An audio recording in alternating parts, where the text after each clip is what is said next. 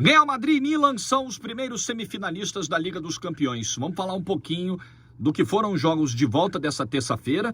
Fui revezando as telas, acompanhando um pouquinho de cada um. Confesso que fiquei um pouco mais ali em Napoli e Milan, porque se você pegar o momento do Chelsea, momento do Napoli, temporada que cada um faz, e até mesmo a diferença matemática que a gente tinha no placar, era mais factível, mais crível uma virada do Napoli do que do Chelsea, convenhamos. Então vamos lá, vamos falar um pouquinho das minhas impressões do que aconteceu hoje. Deixa o like aí, hein? Hoje não teve o vídeo na hora do almoço pelo fator Champions, mas nessa moral, likezão no vídeo. Batemos a meta de 80 mil inscritos, a próxima meta é 90 mil, depois vem o 100zão, plaquinha bonitinha, e você tá ajudando muito nisso aí, tá bom? O que fica da classificação do Milan? Pegando os dois jogos, o Milan soube neutralizar uma das principais equipes da Europa. O Milan soube, em 180 minutos, parar o Kvaratskhelia, com o Calabria, que fez um excelente trabalho no jogo da ida, e hoje também.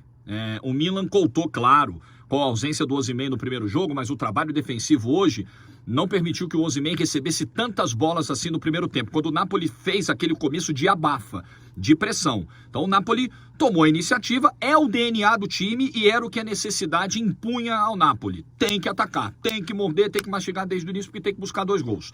O Napoli fez isso, mas as chances claras do primeiro tempo foram do Milan. Mesmo chegando menos, mesmo sofrendo ali em 15, 20 minutos iniciais, muita pressão. Mas o time estava muito seguro defensivamente, o Milan tem uma boa defesa, tem um ótimo goleiro, que é o Maignan, um desempenho excelente nessa Champions. No confronto contra o Napoli, na ida, a gente viu o que o Maignan fez. E o Milan tinha o contra-ataque como a sua grande arma, a sua estratégia de agredir o Napoli. Resistir e esperar o momento da saída rápida. Com o Rafael Leão, que é um dos caras que melhor puxa contra-ataque no mundo hoje. Ele já tinha feito isso na ida, ele fez isso hoje, puxando o contra-ataque que originou o pênalti, né? Puxando, na verdade, ele puxa o contra-ataque do gol do Giroud e sofre o pênalti também, antes disso, numa jogada de velocidade. Pênalti do Mário Rui, o Giroud bate, perde. Primeira chance do Giroud.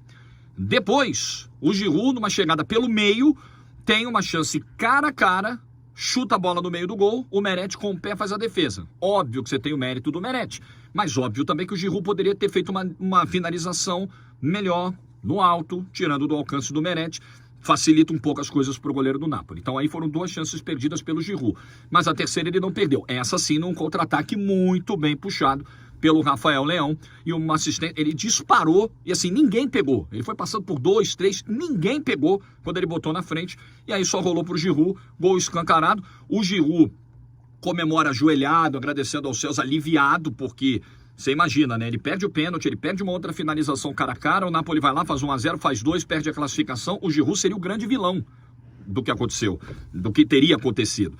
Mas ele faz o gol na classificação, o Napoli tenta do segundo tempo ser ofensivo, agredir, o Milan resiste bem, tem o gol do Osimhen no final, mas que pouco altera. O que fica? O Napoli teve poucas derrotas na temporada, mas são derrotas que marcam, porque quando o Napoli conviveu com o peso do favoritismo contra um time de mais tradição do que ele, o Napoli teve dificuldades para lidar com isso. Eu acho que o que aconteceu foi o mérito defensivo do Milan, a ausência do Osimhen na ida, claro que teve um impacto, e o Napoli não soube conviver com essa coisa de, caramba, nós nunca chegamos nas quartas, estamos pegando um time 7 vezes campeão da Champions, mas os favoritos somos nós, pelo que a gente está jogando na temporada.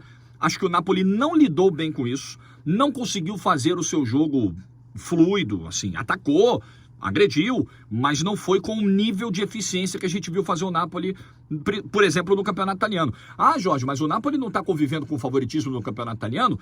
É algo que foi construído rodada após rodada, você não tem sempre jogos contra times de mais expressão do que você, a maioria contra times que, né?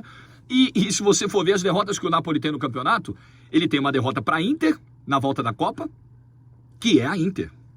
Ele tem uma derrota para a Lazio, que é vice-campeã, provavelmente será vice-campeã italiana, hoje é a vice-líder do campeonato, e perde o 4-0 para o Milan. Estou só falando das derrotas do campeonato italiano sem falar na eliminação da Champions. Então, é algo que fica de chato, assim, de um Napoli que poderia ter ido mais. mais além, mais longe. Mas, de qualquer maneira, é uma temporada histórica, porque ele vai conquistar o campeonato italiano e ele chegou até as quartas da Champions pela primeira vez. É magnífico o trabalho que ficou.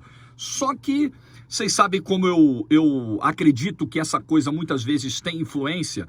Tem um time 7 vezes campeão dessa competição do outro lado. Tem o Milan, cara. O Milan é um peso. O Milan é o segundo maior vencedor dessa competição.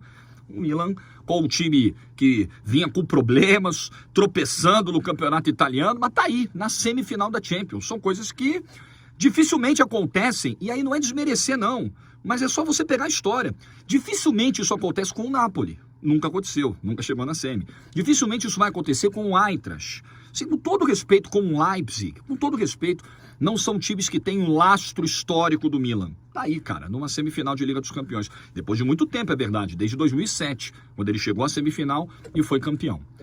Real Madrid e Chelsea, o que eu vi do jogo, olhando lances e dividindo tela, o Chelsea me pareceu que fez um primeiro tempo melhor do que a encomenda, só que aí, cara, a bola cai no pé do Cucurella, de frente pro gol, méritos do Courtois, mas uma finalização que poderia ter sido muito melhor. Teve a chance do Kanté também. Segundo tempo, teve o Militão cortando 2 bolas no mesmo lance, né? Primeiro cruzamento que, se ele não voa para tirar de cabeça o Kanté, ia fazer o gol, e na sobra a bola volta, o Kanté chuta, bate do Militão de novo e sai. A partida do Militão é um negócio... O que foi o Rubem Dias semana passada, no jogo de ida City e Bayern, foi um pouco Militão hoje, pelo Real Madrid. Uma partidaça, inclusive, com uma bola maravilhosa para o primeiro gol, para o gol do Rodrigo. O Rodrigo faz os 2 gols. Faltou ao Chelsea precisão, capacidade de definição. A bola não caiu no melhor pé na hora de finalizar. E mesmo assim, né? Se você for olhar, mas se caísse no pé de um cara com mais cacuete de finalização, centroavante, os atacantes do Chelsea não vão nada bem. O Real Madrid fez um primeiro tempo complicado. O segundo tempo do Real Madrid era problemático defensivamente, o Militão segurando a onda, e aí o Real Madrid vai lá, pum, o Rodrigo faz um gol, passa um tempo, vai lá, pum, faz outro. Porque a história do Real Madrid com essa competição é uma coisa com... Acho que não há parâmetros, né? Não há algo próximo. São 11 participações, 11 chegadas às semifinais nas últimas 13 edições da Liga dos Campeões.